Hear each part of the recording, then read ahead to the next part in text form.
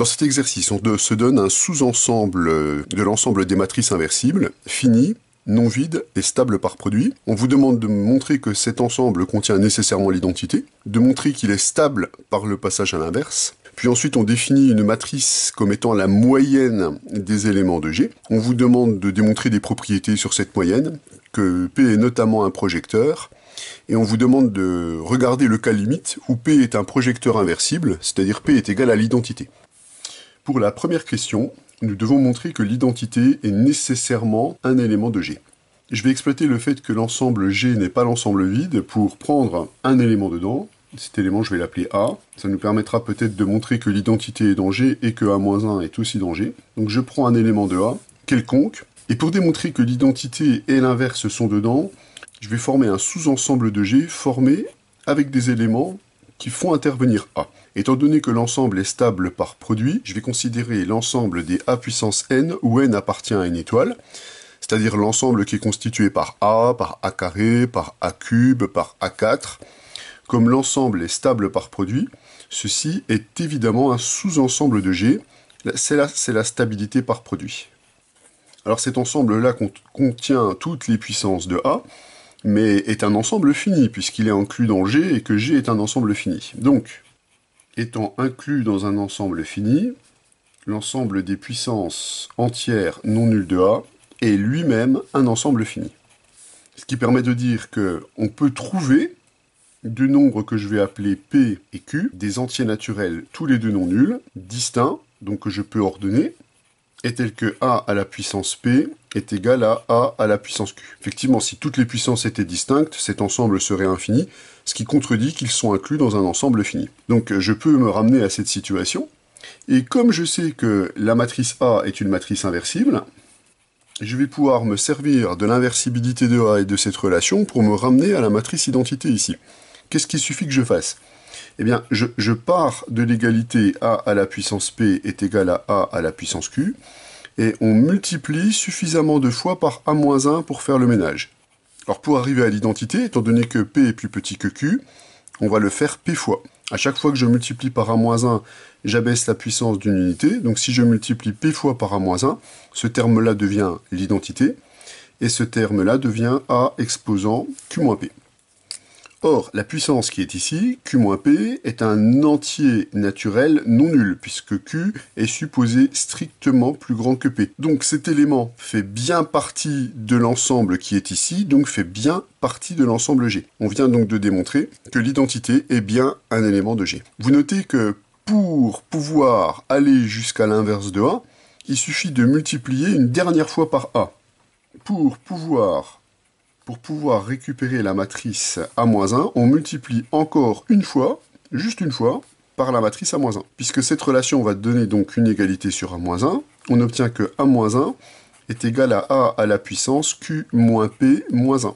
Or, cet entier qui était un entier naturel non nul, si je lui retire 1, c'est un entier naturel qui peut éventuellement être nul.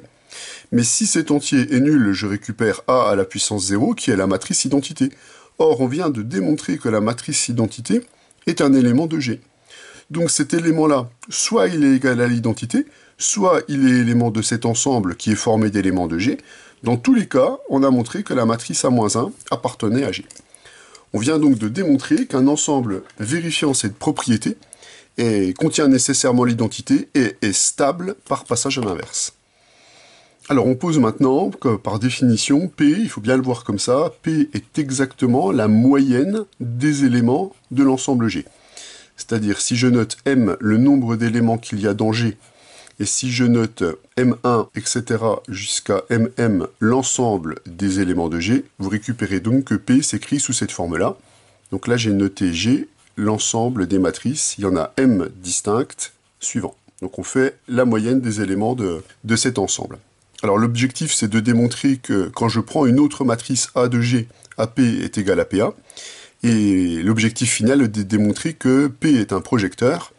Je vous rappelle que matriciellement un projecteur c'est une matrice qui vérifie P carré est égal à l'identité. Alors on va déjà se donner une matrice A de G absolument quelconque, et on va regarder ce qu'il se produit quand je prends la matrice A et que je la multiplie par P. Donc on va récupérer 1 sur M multiplié par AM1, plus etc., plus AMN. Donc en fait, on est en train d'additionner tous les éléments de G qui sont multipliés par la matrice A à gauche. Donc on va étudier tout de suite l'application qui multiplie la matrice par la matrice A à gauche. Je vais l'étudier évidemment sur l'ensemble G, et c'est l'application qui a une matrice M de G quelconque associe la matrice AM. Alors on peut constater que comme l'ensemble G est stable par produit, et comme A est une matrice de G, ici on multiplie une matrice de A avec une matrice de G avec une matrice de G. Donc cet ensemble étant stable par produit, cette application, elle est a priori bien à valeur dans G. Ce qu'on va démontrer, c'est que cette application, elle est bijective, c'est-à-dire qu'elle induit simplement une permutation des éléments de G quand on l'applique à tous les éléments de G. Pour démontrer qu'elle est bijective, étant donné qu'elle a une expression très simple et que la matrice A est une matrice inversible, on va procéder par calcul de sa bijection réciproque. C'est-à-dire, je me donne une matrice N de G, l'ensemble d'arrivées, et je vais lui chercher les antécédents. Le but est évidemment de montrer qu'il n'y en a qu'un seul, et qu'il y en a toujours un. Donc, on cherche ces antécédents, je vais les noter N, et attention, ces éléments, ça doit être des éléments de G. Donc, je dois résoudre l'équation M à N est égale à N. Alors, je vais procéder par équivalence pour résoudre cette équation, puisque je dois trouver les matrices M telles que AM est égal à N. La matrice A étant une matrice de G, elle est inversible, donc je peux multiplier à gauche chaque membre par A-1 pour obtenir ici A-1 fois la matrice N. Donc on vient de démontrer qu'a priori, il n'y a qu'une seule matrice M qui peut vérifier cette propriété.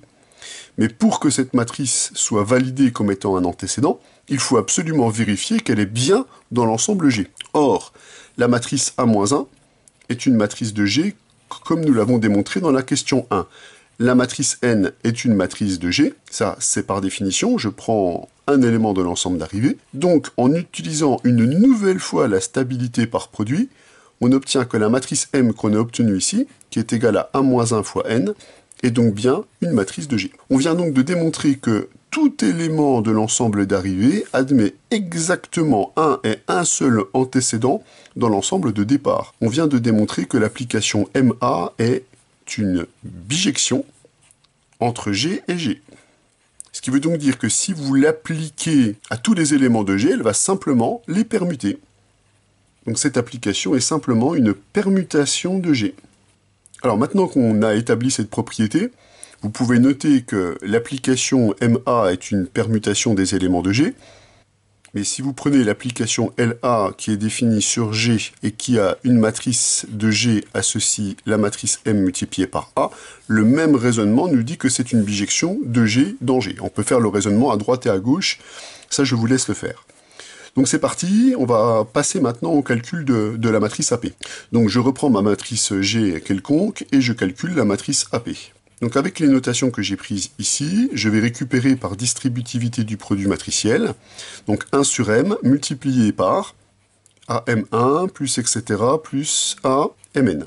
C'est-à-dire si j'écris ça un peu plus formellement, c'est donc 1 sur M multiplié par la somme pour des éléments qui sont dans l'image de cette application-là. Donc c'est la somme sur les matrices M appartenant à l'ensemble MA de G. On prend toutes les images de M. Or, on vient de démontrer que l'ensemble MA de G est exactement l'ensemble G, puisque cette application est surjective. Donc vous récupérez que la matrice AP est donc égale à 1 sur M, multiplié par la somme pour M appartient à G, de la matrice M. Et vous récupérez exactement la matrice P. Vous voyez en plus que si vous faites le raisonnement dans l'autre sens, il suffit de remplacer MA de G par LA de G, et on obtiendra exactement le même résultat.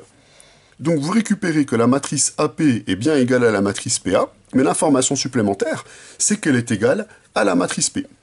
On va pouvoir maintenant montrer beaucoup plus facilement que P est un projecteur.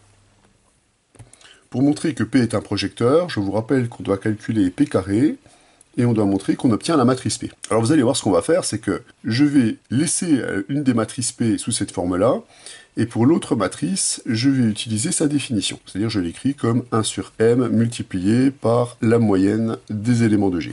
Et je vais distribuer le produit pour pouvoir récupérer les informations qu'on a démontrées dans la question précédente. Donc en distribuant le produit, on obtient PM1 plus PMN. Et grâce à la question précédente, on a vu que quand on multiplie la matrice P par n'importe quelle matrice de G, on récupère la matrice P. Donc ça, c'est ce qu'on a montré à l'instant. Or, la matrice P, on va l'obtenir combien de fois? Ici, il suffit de compter de 1 à m, on va donc l'obtenir m fois. Donc on obtient 1 sur m multiplié par m fois la matrice P, c'est-à-dire on récupère la matrice P. On vient donc de démontrer que P carré est égal à P, donc que P est bien un projecteur. On nous demande maintenant de déterminer les ensembles G pour lesquels la moyenne de ces éléments est égale à la matrice identité. Donc je vais supposer que P est égal à la matrice identité, et je vais regarder qu'est-ce que ça peut imposer ceci. Je vais reprendre le résultat de la question 2. Dans la question 2, on avait notamment montré que quel que soit A appartenant à G, la matrice AP était égale à la matrice P. Si je réécris cette relation-là, ça signifie que quel que soit A appartenant à G, la matrice A fois l'identité est égale à la matrice identité. On vient donc de montrer quoi? On vient de démontrer que tout élément de G est égal à la matrice identité. On vient donc de démontrer que dans le cas où la matrice P est égale à l'identité, eh bien l'ensemble G est réduit au singleton identité. Il ne possède donc qu'un seul élément. Donc finalement, on a démontré qu'il existe un seul ensemble G pour lequel P est égal à l'identité, c'est quand G est réduit au singleton identité.